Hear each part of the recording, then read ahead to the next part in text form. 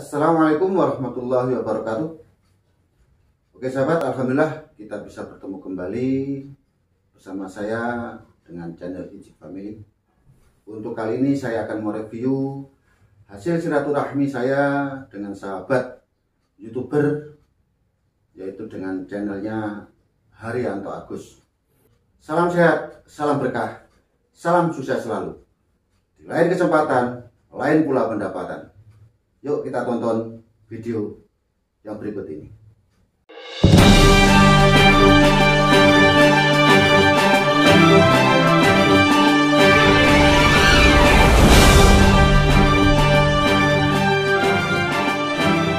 Bersama channel Ijik Family, jangan lupa like, komen, dan subscribe.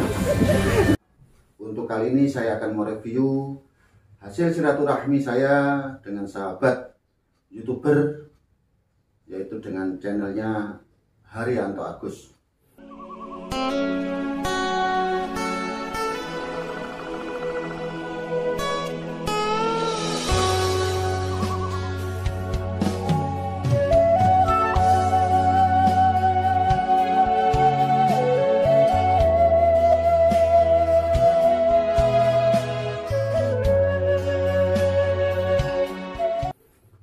Beliau pada hari Kamis tanggal 5 Mei, yaitu 3 hari setelah hari Lebaran, beliau bersilaturahmi ke rumah saya karena sudah lama ingin bertemu, ingin sharing. Pada awalnya saya berkenalan dengan Pak Haryanto Agus itu melalui komen saya ke konten beliau, dan kebetulan beliau akhirnya menggali, mencari saya. Ternyata masih tetangga desa sendiri, itu yang pertama. Yang kedua, dari hasil penelusuran dan pencarian, ternyata Pak Haryanto Agus adalah masih kerabat dekat dengan saya. Karena apa? Kakek beliau dan kakek saya itu adalah saudara kandung. Kemudian ayah beliau dan ibu saya itu adalah saudara sepupu. Maka saya dengan Pak Haryanto Agus itu masih sangat dekat untuk kekeluargaan. Oke sahabat sekalian, bahwa Pak Haryanto Agus itu kontennya tentang perjalanan religi, menguak sejarah melalui ziarah-ziarah makam para wali, para ulama-ulama besar yang ada di sekitar Jawa Timur, Jawa Tengah, yang sudah beliau tekuni selama ini. Dan juga ada konten-konten berkolaborasi sesama YouTuber. Selain dengan saya juga sudah ada dengan para YouTuber terkenal lainnya. Baru kali ini pemirsa saya ngevlog di malam hari. Saya mencoba untuk menelisik, yaitu tentang cerita keangkeran yang ada di tikungan. Kalau bahasa orang sini dikasih nama yaitu tikungan Sekletek. Nah, cuman ada keangkeran yang ada di sini dengan cerita sejarah zaman dulu, bahwa di daerah di tikungan ini ada dua tugu gitu pemirsa. Ada dua tugu, yang mana konon tugu itu batunya diambil dari batu kuburan gitu. Oke sahabat, tonton juga di channel Pak Haryanto Agus. Insya Allah Anda akan menemukan beberapa ulasan-ulasan tentang sejarah para wali. Oke, kita lanjut dengan review antara saya dengan Pak Haryanto Agus. Pemirsa, kembali lagi bersama saya di Haryanto Agus Channel. Ini masih di momen Syawal, ya Pak. Di momen Syawal, pada saat ini saya bersilaturahim ke rumah beliau, yaitu Bapak Ijik Family gitu. Channelnya Ijik Family. Ijik Family. Nama asli Ijik. Mohon maaf lahir batin Bapak. Pemirsa, yang mana kalau bisa saya sampaikan, beliau ini yang punya channel yaitu Ijik Family. Kontennya yaitu tentang lebah, ya Pak. Budidaya lebah dan juga pengambilan lebah di saat di pohon-pohon atau di ladang-ladang gitu Pak. Kalau traveling. Oh gitu. Kadang-kadang pakai traveling gitu. Pemirsa, sebenarnya Bapak Ijik Family ini yang punya channel Ijik Family ini rumahnya tidak jauh dari rumah saya, masih satu kecamatan. Iya. Tapi kurang lebih 4 kilo atau 3 kilo dari rumah saya. Gitu. Saya tidak kenal dengan beliau. Awalnya beliau ini komen di channel saya, di salah satu video saya. Ternyata saya usut, ya masih keluarga saya gitu loh. Iya, masih keluarga saya dan tidak jauh dan sangat dekat sekali gitu.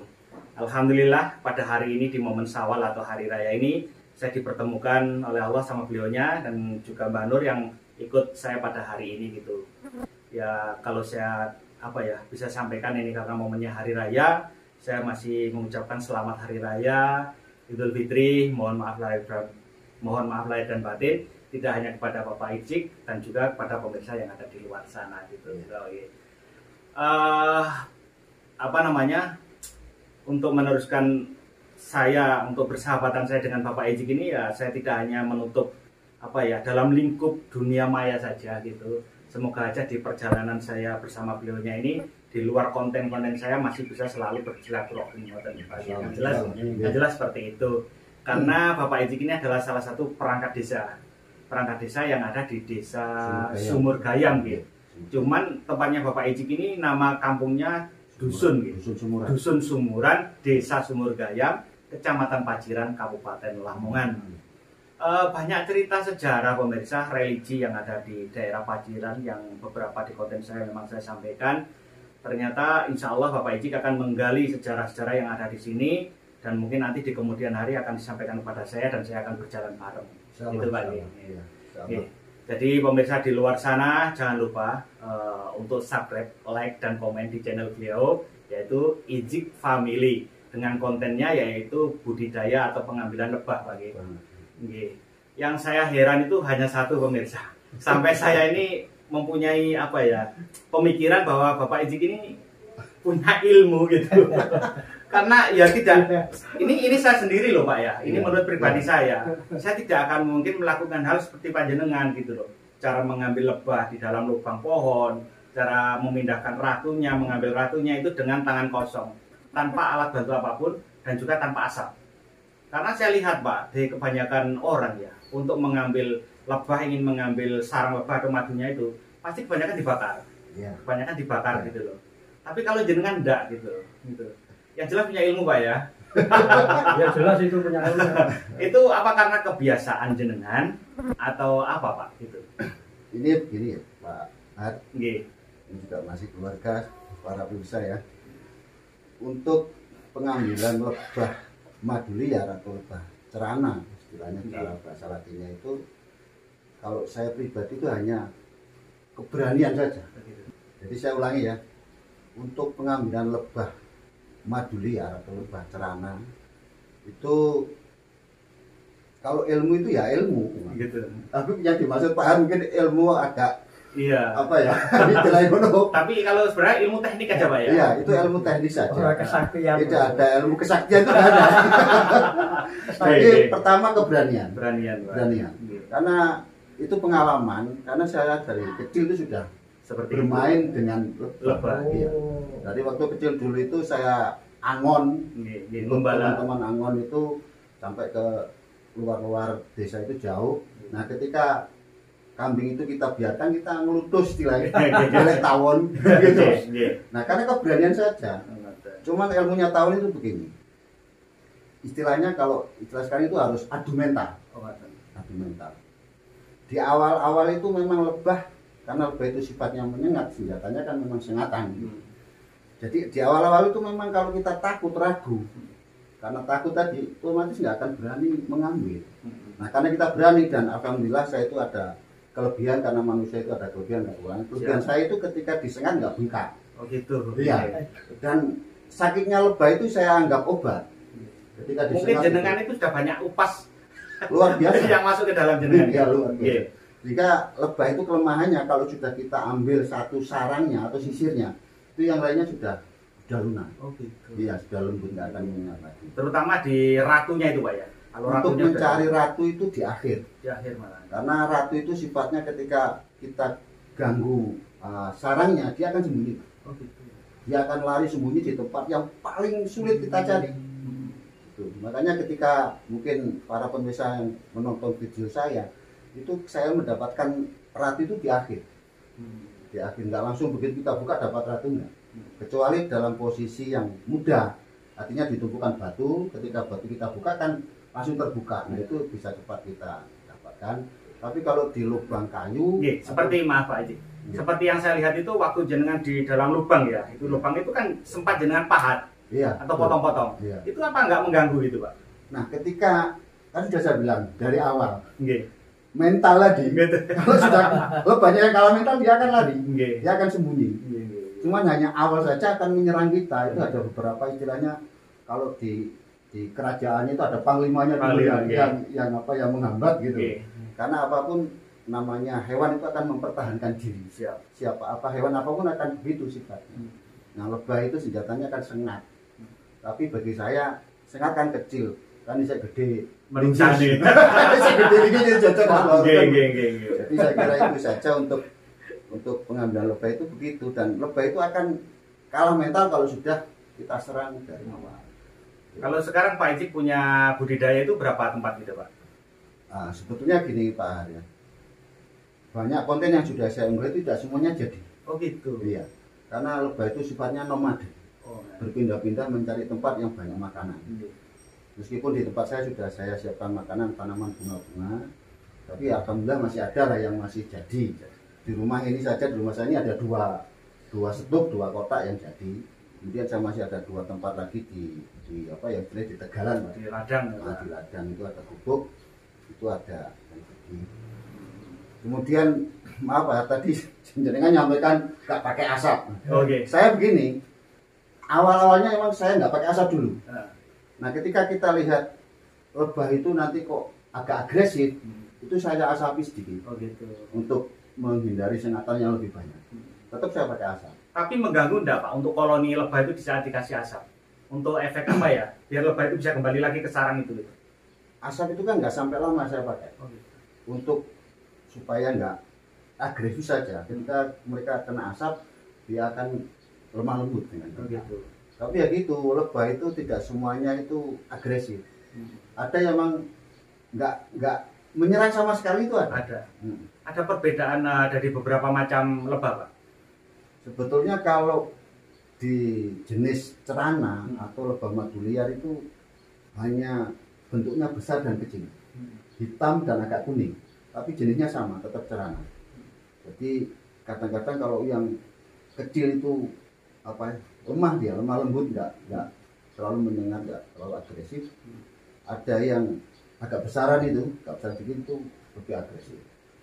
Kemudian musim madu itu tidak sepanjang hari atau sepanjang bulan dia bermadu, tidak. Ikut transisi dari musim kemarau dan penghujan juga ya, Pak? Sebetulnya kalau saya pelajari dalam setahun itu 3 kali. 3 kali dia itu mengumpulkan madu secara maksimal. Bahasanya produksi. Iya, itu kita bisa lihat dari musim. Kalau mau musim penghujan, nah dia akan mengumpulkan madu sebanyak-banyaknya. Tujuannya apa? Ketika musim hujan kan banyak angin, banyak. Nah, sehingga dia punya stok makanan yang cukup. Itu ketika awal-awal musim hujan. Kemudian di pertengahan Kesongo kalau bahasa Jawa itu. Nah, menjelang di musim apa namanya? Tanaman kedua. Tanaman kedua. Nah, itu. Tapi di sini kadang-kadang yang nggak maksimal. Kemudian yang maksimal lagi itu menjelang kemarau. Kemarau itu. Karena apa? Di kemarau itu makanan akan sulit. Sehingga mereka mumpung masih ada makanan dikumpulkan sebanyak-banyak. Untuk kualitas madu, Pak, maaf. Untuk kualitas madu karena ya yang jelas madu banyak sekali manfaatnya gitu. Iya. Dari kualitas madu yang jenengan tahu selama ini itu bagaimana, Pak? Kalau madu lebah cerana itu kualitasnya lebih tinggi. Kalau saya menilai. Karena apa? Lebah cerana itu sifatnya nomaden, pindah-pindah dan mencari tempat yang banyak makanan. Nah, pencarian makanannya itu paling jauh itu ya sekitar 200 meter. Sekitar 200 meter. Jadi di lingkaran atau di sekelilingnya sekitar itu saja. Lebih dari itu nggak akan jauh lagi. Pasti kembali ke tempatnya. Nah, iya. Itu jadi kualitas itu tergantung cuaca juga. Kalau musim penghujan kadar airnya lebih tinggi. Karena saya sering mencoba gitu, Pak Ejik. Jadi di saat saya melakukan perjalanan jauh ya, saya nyetir mobil ya, kurang lebih sekitar 16 jam atau berapa puluh jam itu ke Jogja atau kemana gitu, saya nggak pernah pakai suplemen apapun. Suplemen saya hanya madu, saya campur dengan air yang kurang lebih 800 ml itu, dan itu badan saya tuh saya nggak merasa ngantuk, nggak capek sama sekali. Itu padahal madu yang saya beli di supermarket. Gitu. Nah seandainya saya pakai madu yang mungkin jangan sampaikan itu mungkin lebih fresh gitu ya, lebih bagus gitu Pak. Ya, insya Allah begitu, karena memang madu itu direkomendasikan oleh Allah dalam Al-Quran. Oh gitu. Madu mulai zaman Tidak ada rekomendasi dari Allah ini dalam Al-Quran. Dan tidak diragukan Pak. Iya, tidak diragukan. Jadi memang alhamdulillah Pak. Jadi selama ini saya suplemen untuk badan saya memang saya tidak pernah menggunakan suplemen yang lain. Ya saya pakai madu itu saja gitu loh. Karena gini, lebah itu kan mengolah nektar dari beberapa bunga-bunga atau makanan, kemudian diolah dalam tubuhnya, kemudian dikeluarkan lagi disimpan dalam sarang. Jadi sudah dinetralisir oleh di tubuh lebah itu sendiri. Itu prosesnya begitu. Karena dulu saya sering Pak gitu membuat kalau orang desa nih. Iya. Bikin botok itu loh pemirsa, bikin botok dari sarang lebah. Iya. Kalau dulu saya masih mau makan seperti itu masih enak gitu. Kalau sekarang saya mau makan tuh gimana gitu melihat anakan lebah yang kecil-kecil itu kayak gimana gitu. Padahal itu enak loh. Ya memang enak Mbak. Justru kemarin lebaran ini saya alhamdulillah itu saya masih dapat. Tapi saya tidak pindahkan lebahnya karena saya dimintai orang nolong tulang saja. Gitu. Itu saya masak tidak saya potong. Gitu. Jadi caranya itu saya rebus dulu. Dengan air biasa, setelah saya dinginkan biar malamnya atau lilinya itu naik. Nah, jadi tinggal nanti yang anak-anakan saja. Nah itu saya masukkan ke kuah lodeh lah istilahnya. Nah itu saya pakai makan ketupat. Ini sebentar ya, saya ambilkan ini ada simpanan yang masih di dalam talang. Jadi ini kemarin yang menjelang lebaran itu. Saya masih ada simpanan. Loh ini lebahnya masih hidup loh Pak? Nah ini menetas dari sini. Yang keluar dari sarangnya ini ya Pak ya? Kemarin kan belum ini sudah menetas ini. Nah ini masih ada madu-madunya. Jadi monggo nanti setelah ini dicicipi. Pemirsa. Asli di Mas ini. Pemirsa ini sekarang saya benar-benar benar-benar berani memegang. Ini masih ada lebahnya yang hidup. Ini masih ada lebahnya yang hidup pemirsa. Dan ini adalah lebah yang anakannya dulu yang ada di dalam sarang ya Pak. Yang menjadi telur waktu itu masih menjadi telur, sekarang sudah menetas seperti ini. Ini lebahnya masih hidup. Nah ini nempel di tangan saya. Enggak menyengat ini. Oh, enggak menyengat gitu Pak ya. Kemudian madu lebah cerana itu ada 2 jenis Pak.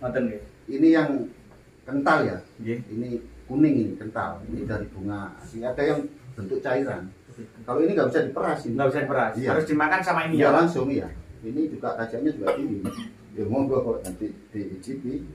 Adanya ini kemarin ngambilkan di tempat teman di Indengan juga. Lah inilah pemirsa yang saya maksud kalau Bapak Ijik itu punya ilmu gitu loh. Jadi nggak sembarang orang, saya yakin. Ini mengukur diri saya loh Pak ya. Kalau saya nggak mungkin akan bisa mengambil seperti ini di dalam sarang dan buahnya ribuan lebah gitu. Dan Pak Ijik ini dengan mudahnya mendapatkan seperti ini gitu loh. Sampai pikiran saya punya ilmu kebal. Kebalnya itu ya hanya karena sering disengat aja Pak. Insya Allah seperti itu ya Pak. Insya Allah saya nggak pakai ilmu kebal. Di atas kuasa Allah alhamdulillah jenengan selalu diberi keselamatan. Tadi saya katakan saya itu diberi kelebihan oleh Allah untuk ini disengat saya enggak dan saya nggak takut, itu aja kelebihan. Kebal jenengan. Dan selalu saya gini Pak Nur ya. Selalu saya baca doa sebelum. Ya pasti. Bacanya hanya bismillah tawakkaltu ala Allah la haula wala quwata illa billah. Itu saja. Pemirsa ingat itu doanya. Memang ada yang komen Pak Har. Ini punya ilmu apa kok? Kan ada yang komen gitu teman-teman saya. Karena saya tahu disengat itu semua abu. Bengkak loh, bengkak. Dan saya pernah tuh sekali Pak, itu ketika saya ambil di Indrajat. Itu di kursi, bisa dilihat kontennya yang saya ambil di kursi itu saya sampai pakai asap terlalu banyak. Karena luar biasa agresif. Saya itu disengat full di kepala saya itu. Itu Pak, maaf Pak ya. Ini seperti yang kemarin yang di Jawa Barat atau mana itu? Itu yang di Tuban juga ada kemarin. Itu sampai mendatangkan tim pemadam kebakaran loh Pak. Untuk disemprot sama water jetnya itu. Nah, saya punya pikiran kalau ini mendatangkan Pak Ijik gimana ya? Bener itu dalam pikirannya seperti itu Pak. Monggo, kan itu contohnya semacam lebah apa Pak? Seperti itu. Kalau jenis lebah itu kan macam-macam ya. Kalau yang jenis yang Jawa itu tawon gentol Pak ya. Mirip tembalo ya? Nah, tembalo. Itu memang keras Pak, itu bahaya. Dan itu sebetulnya ya nggak harus disemprot. Itu caranya itu malam hari. Malam hari kemudian nanti kan ada lubangnya. Nggih. Kita cukup tutup pakai lasiban dulu. Heeh. Caranya gitu. Iya. Kita tutup pakai lasiban di lubangnya, kan lubangnya cuma satu. Satu ya kayak gentongan. Nah, kita tutup plat, setelah itu kita masukkan plastik Oh gitu. atau Polybag lah. semacam tempat yang bisa supaya kita Nggih. keluar. Iya. Ya sudah aman gitu saja. Nanti tinggal dipapas untuk itunya. Nah, ya, caranya tempatnya. seperti itu sebetulnya yang gentol itu. Karena kemarin saya tahu di televisi itu sampai ada loh ya, di televisi, di konten-konten YouTube banyak waktu di Tuban sama yang di Jawa Barat itu sampai mendatangkan tim dari Iya. pemadam kebakaran. Iya. Itu pemirsa tahu pasti itu gitu loh. Terus ada yang dimaksud apa ya, madu hitam itu gimana, Pak? Itu mungkin jenis makanan juga, jenis makanan yang di Konsumsi oleh tawonnya atau tapi kalau yang sudah di pabrikan Pak, ada madu hijau kan itu sudah diolah gitu sudah ya. campur dengan bahan-bahan lain lah, tidak asli madu murni itu. Jadi beda. Iya. Cukup ya. Iya. Makanya kantun yang kedua jangan double ending sendiri. Iya. Oke, alhamdulillahirobbilalamin.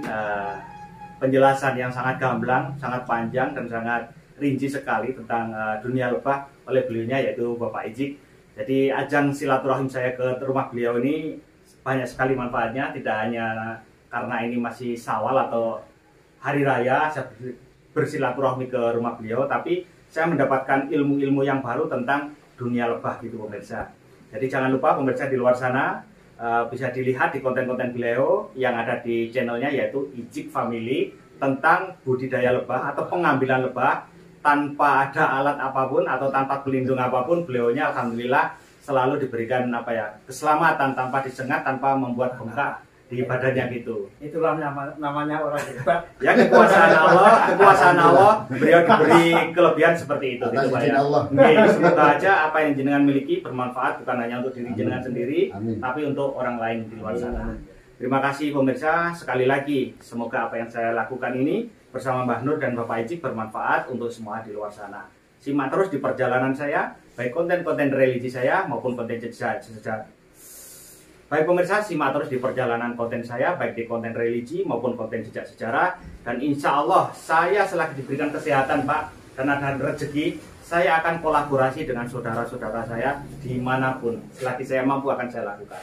Termasuk pada saat hari ini, saya bersama beliaunya, Bapak Ijik, yang awal-awalnya saya hanya lewat komen, bertemu lewat dunia YouTube. Alhamdulillah, pada hari ini saya bisa bertemu sama beliau, dan ternyata keluarga saya sendiri. Alhamdulillah. Okay. Sahabat sekalian, ini alhamdulillah pada hari ini saya kedatangan tamu teman YouTuber juga masih family sendiri yang kontennya tentang religi. Siap. Kalau saya kan kontennya tentang tawon istilahnya. Jadi terima kasih atas kehadirannya Pak Har dan Mbak Nur yang sudah berkenan untuk silaturahmi ke rumah saya. Dan mohon maaf karena suguhannya cuma sama aja. Saya sangat berterima kasih. Mudah-mudahan berkah. Amin, amin ya Allah. Jadi demikian, terima kasih atas telah menonton video saya yang berkolaborasi dengan Pak Haryanto Agus Channel ya. Siap. Jadi Semoga sama-sama sukses Pak. Ya, amin amin. Jadi saya akhiri. Assalamualaikum warahmatullahi wabarakatuh. Waalaikumsalam warahmatullahi wabarakatuh.